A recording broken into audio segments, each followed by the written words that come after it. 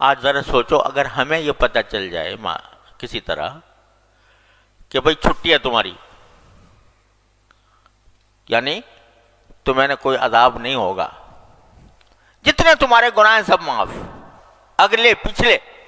سب معاف ہیں، اللہ تعالیٰ کی طرف سے اعلان ہو جائے، پھر دیکھو کیا رنگ رنگیاں مناتے ہیں کہ بھئی چھٹی تو مل گئی، اب چونکہ چھٹی مل گئی لہذا اب جو چاہو کرو۔ لیکن رسول کریم صلی اللہ علیہ وسلم اس اعلان کے بعد کس درجہ شکر ادا کرتے ہیں۔ صحابہ کرام رضی اللہ تعالیٰ عنہ مجمعین نام لے لے کر رسول کریم صلی اللہ علیہ وسلم بتا دیا یہ جنت میں ہے، یہ جنت میں ہے، ابو بکر جنت میں ہے، عمر جنت میں ہے، عثمان جنت میں ہے، علی جنت میں ہے، سعد بن ابی وقاص جنت میں ہے، عشرہ مبشرہ جن کو کہا جاتا ہے، نام لے کر خوشخبری سنا دی۔ اس کے باوجود خوشخبری سنا دی جنت میں ہیں، لیکن حضرت عمر رضی اللہ تعالیٰ عنہ حضرت حذیفہ بن یمان سے پوچھ رہے ہیں کہ مجھے یہ بتا دو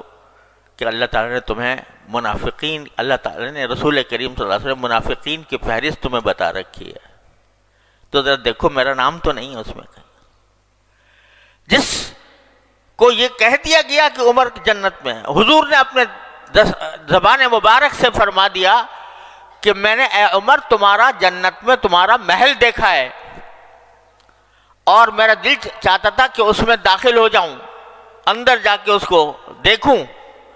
لیکن پھر مجھے تمہاری غیرت یاد آ گئی، اس وجہ سے میں اس کے اندر نہیں گیا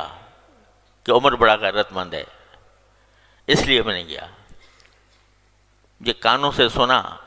حضرت عمر نے کہ میرا جنت میں محل دیکھا ہے رسول اللہ صلی اللہ علیہ وسلم، لیکن اس پر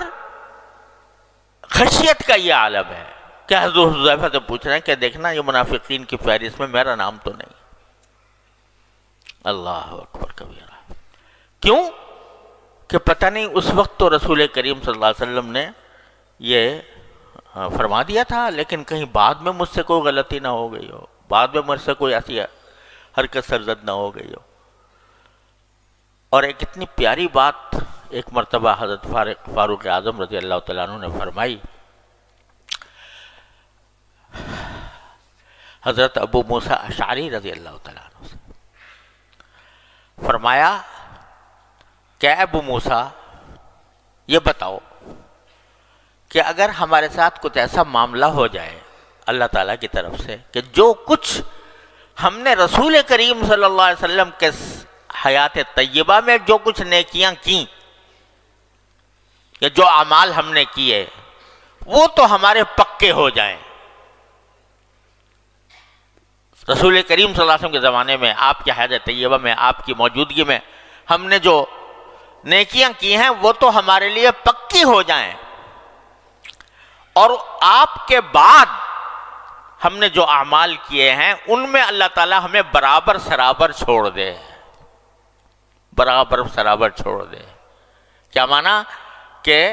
نہ اس پر کوئی ثواب ہو اور نہ ہم سے جو کچھ غلطیاں ہوئی ہو ان کے اوپر کوئی عذاب ہو، تو کیا تم اس کو پسند کرو گے کہ حضور اقدس صلی اللہ علیہ وسلم کے زمانے کی نیکیاں تو پکی ہو جائیں، یعنی ان کا اجر اللہ تعالیٰ ہمیں عطا فرمائے، اور آپ کے بعد جو زندگی گزری ہے ہماری تو اس میں ہم برابر سرابر چھوٹ جائیں کہ نہ عذاب ہو نہ ثواب ہو، تو کیا آپ کو پسند ہوگا؟ تو حضرت ابو موسیٰ اشعری نے فرمایا یہ کیوں پسند ہوگا؟ اللہ تعالیٰ کا فضل و کرم ہے، ہمیں رسول کریم صلی اللہ علیہ وسلم کے بعد بھی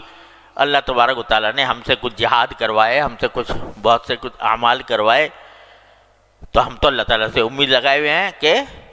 اللہ تعالیٰ ان کے اوپر بھی ہمیں نوازیں گے، اجر عطا فرمائیں گے۔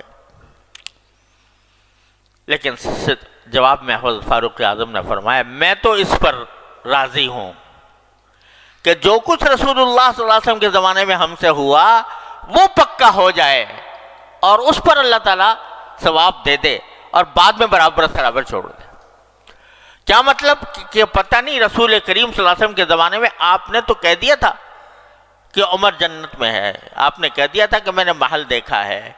لیکن آپ کے بعد کہیں مجھ سے کچھ ایسی غلطی نہ ہو گئی ہو کہ جس کی بنا پر میں عذاب کا مستحق ہوں، اس واسطے ڈر رہے ہیں۔ یہاں تک کہ مرض وفات میں جب زخمی ہو گئے اور زخمی ہو کر وفات کے قریب ہیں تو فرماتے ہیں، اس وقت بھی فرماتے ہیں کہ مجھے تو اللہ تعالیٰ اگر برابر سرابر چھوڑ دے یعنی نہ کوئی اجر عطا فرمائے اور نہ کسی غلطی پر مواخذہ فرمائے تو میں اس پر راضی ہوں۔ یہ مقام عظمت کا اور یہ مقام خشیت کا، اللہ تعالیٰ کی خشیت کا۔